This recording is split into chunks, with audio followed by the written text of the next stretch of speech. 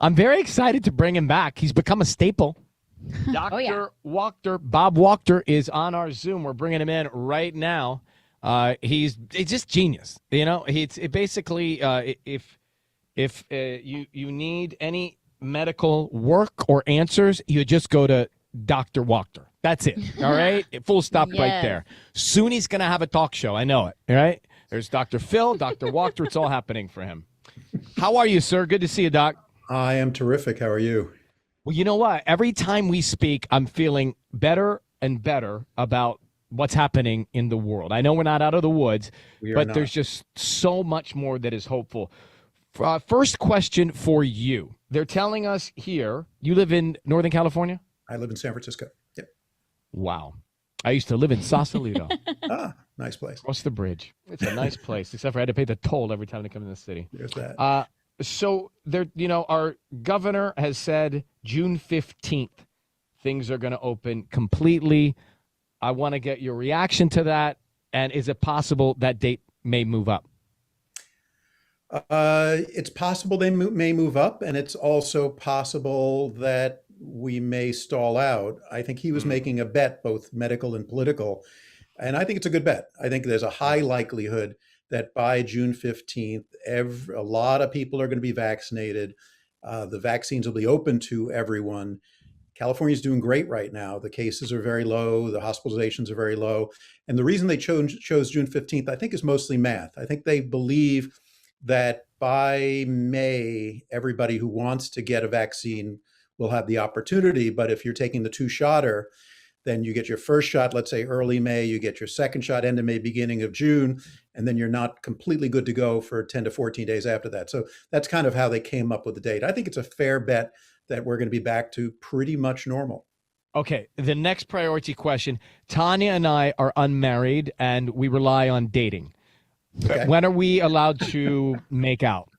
Not she and I, but I was wondering, are you dating each other? Is that no? I mean, that's a long story. But when can we feel? What's the protocol to being able to make out on a date?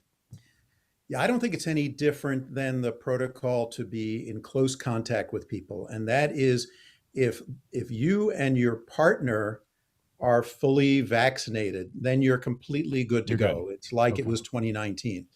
Now, if you're vaccinated and your partner is not, first of all, come a month or two when everybody had a chance to do it, I would question the judgment of your partner, because the right thing to do is to get vaccinated. Sure. I think then it's a little bit of a closer call. The chances that your unvaccinated partner is going to infect you is very small, but it's not zero.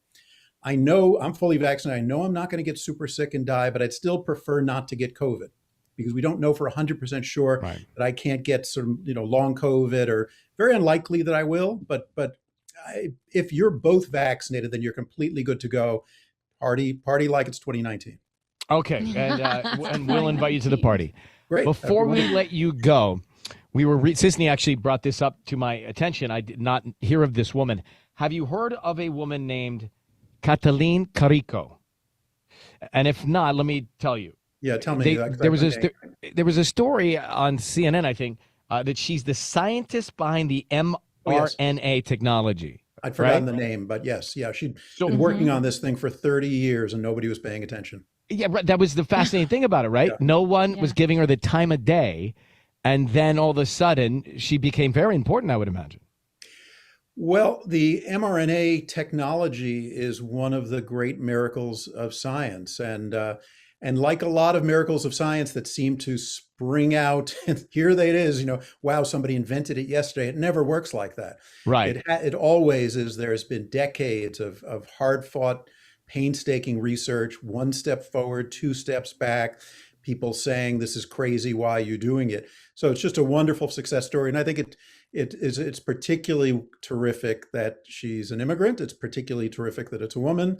And you got to wonder whether she was getting less attention than she would have otherwise if she was a white guy. But it's a heartwarming story, and it really shows that you can't just come up with these innovations out of the blue. There's a lot of work that goes into it. And persistence. Yeah. All right, Dr. Bob Wachter. He's got his podcast, In the Bubble, from the front lines, wherever you listen to your podcasts. He runs everything in the San Francisco medical world. It's easier to say it than read your credits because they go on and on. And hopefully one day we meet in person. You've been wonderful. Wonderful. We're grateful for your wisdom. Thank you for coming on. Yeah. It's a great pleasure. Always a joy. Thanks so much. All right. See you soon, buddy. Bye-bye. Bye. Bye. Yeah, we should be hanging out with doctors, right? I mean, he's a cool doctor, right? I like him a lot. I think he's a cool doctor.